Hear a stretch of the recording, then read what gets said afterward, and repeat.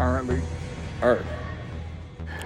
It was March 4th in the year 1918 that the first cases are reported in the 1918 Spanish flu pandemic.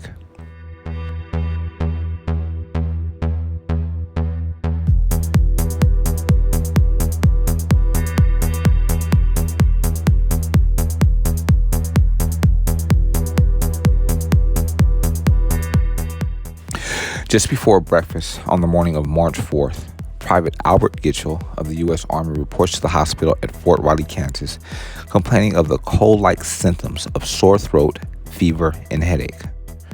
Soon after, over 100 of his fellow soldiers had reported similar symptoms, marking what are believed to be the first cases in the historic influenza pandemic of 1918, later known as Spanish flu.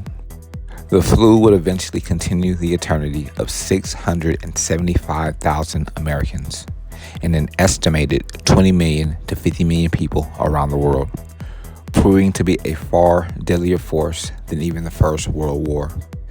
The initial outbreak of disease reported at Fort Riley in March was followed by similar outbreaks in army camps and prisons in various regions of the country. The disease soon traveled to Europe, with the American soldiers heading to aid the Allies on the battlefield of France. In March of 1918 alone, 84,000 American soldiers headed across the Atlantic. Another 118,000 followed them the next month. Once it arrived on a second continent, the flu showed no signs of abating. 31,000 cases were reported in June in Great Britain. The disease was eventually dubbed the Spanish flu because people erroneously believed Spain was the epicenter of the pandemic. The flu showed no mercy for combatants on either side of the trenches. Over the summer, the first wave of the epidemic hit German forces on the Western Front, where they were waging a final, no-holds-barred offensive that would determine the outcome of the war. It had a significant effect on the already weakening morale of the troops, as German Army Commander Crown Prince Rupert wrote on August 3rd, "Poor provisions, heavy losses, and the deepening influenza have deeply depressed the spirits of men in the 3rd Infantry Division." Meanwhile, the flu was spreading fast and beyond the borders of Western Europe due to its exceptionally high rate of virulence and the massive transport of men on land and aboard ship due to the war effort. By the end of the summer, numerous cases had been reported in Russia, North Africa, and India. China, Japan, the Philippines, and even New Zealand would eventually fall victim as well.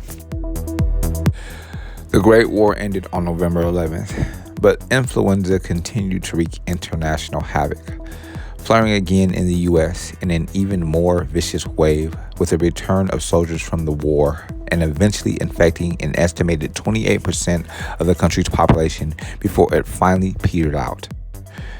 In its December 28, 1918 issue, the American Medical Association acknowledged the end of one momentous conflict and urged the acceptance of a new challenge: fighting infectious disease. It was March 4th in the year 1994 that the awesome and comical John Candy continued his eternity as a result of a heart attack.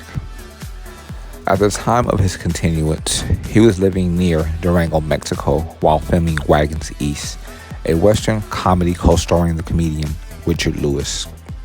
Born in 1950, Candy's first professional acting work was in children's theater in his native Canada. In 1972, he was accepted into the prestigious Second City Comedy Troupe in Toronto, where he would become a regular writer and performer for the group's television program SCTV, along other rising comics like Eugene Levy, later Candy's co-star in Splash, and Harold Ramis, Ghostbusters. When SCTV moved to network television in 1981, Candy moved with it. That year and the next, he won Emmy Awards for writing for the show. Candy's recurring and most famous SCTV persona was Yosh Schmeng. Hope I'm saying that right. Yosh Schmeng, a clarinet player in a polka band. He would reprise the character in a mock documentary, The Last Polka, on HBO in 1985, and would also play a polka musician in the smash hit Home Alone, 1990.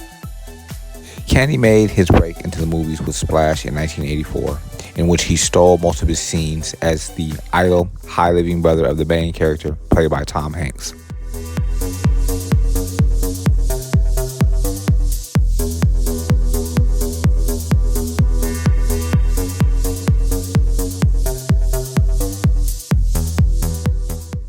Splash, directed by Ron Howard, was a smash hit, jump-starting the careers of Candy, Hanks, Daryl Hannah, and Levy.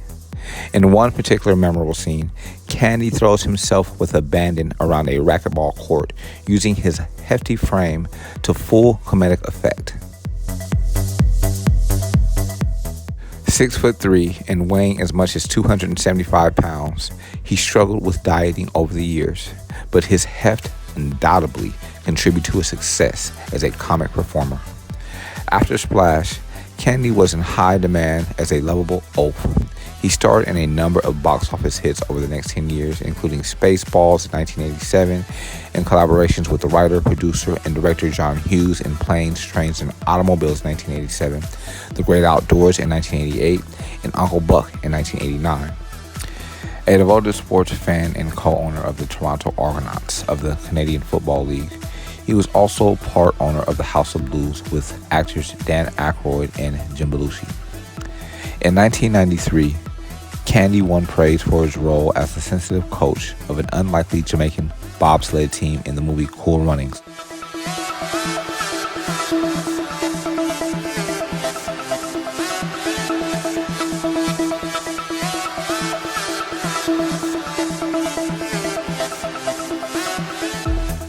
At the time of his continuance of paternity, Candy had just completed his directional debut, the Fox television movie comedy Hostage for a Day. He had performed 2/3 of his scenes in Wagons East, which was finished after the filmmaker's insurance company paid a reported $15 million settlement. Another recently wrapped movie, Canadian Bacon, was released in 1995.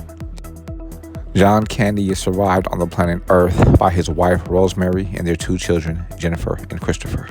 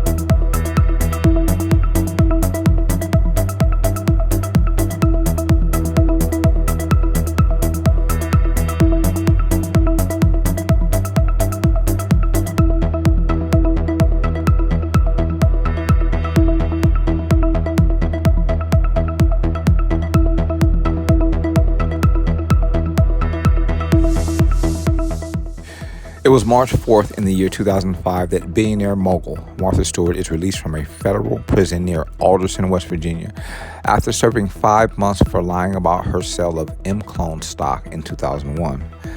After her televised exit from the facility, Stewart flew on a chartered jet from nearby Greenbrier International Airport in New York, where she would serve out her remaining 5-month home confinement on her 153-acre Bedford, New York estate.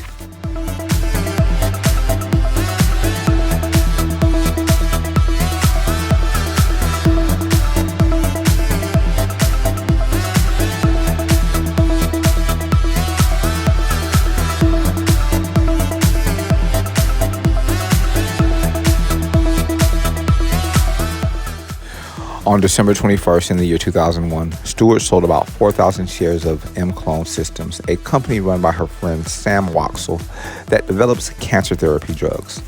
The next day, the company's stock tanked after news broke that M-Clone's newest cancer drug, Erbitux, had been rejected by the FDA. Waxel, who also sold stock before the drug's rejection was made public, was arrested on charges of insider trading and later sentenced to more than 7 years in prison.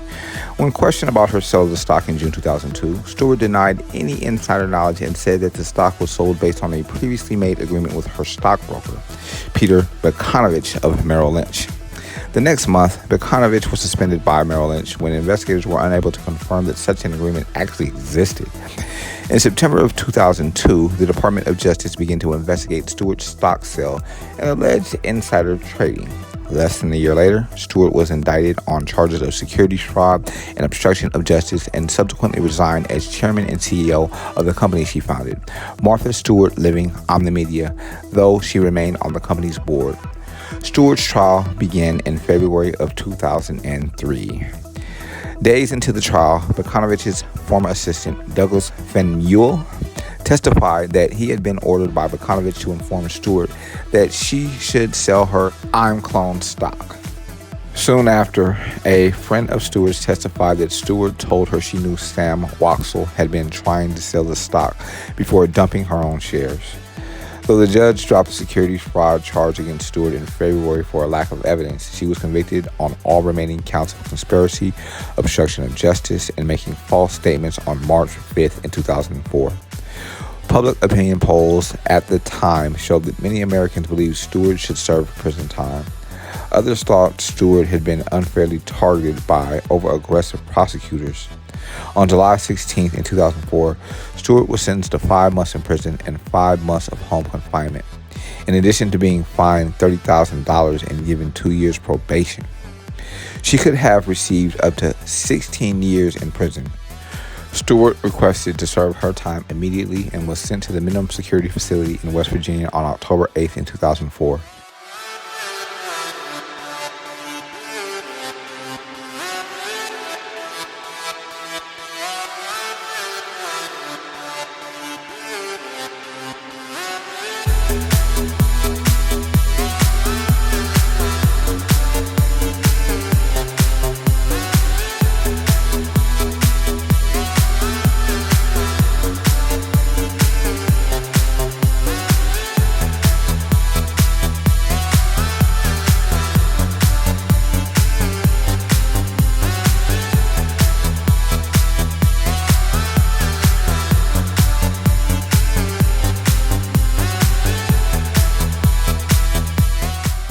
Despite fears that Stewart's legal battle might devastate her financial empire, Martha Stewart's Living Omnimedia stock price climbed dramatically during her incarceration, with values quadrupling by the time of her March 2005 release.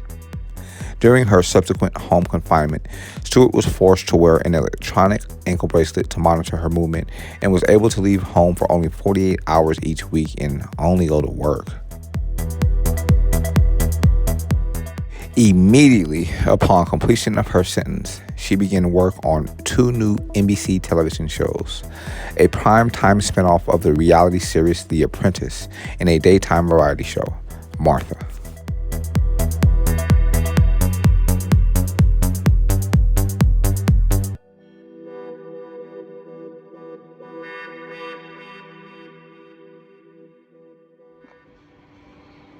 The information documented on this audio file can be verified on history.com.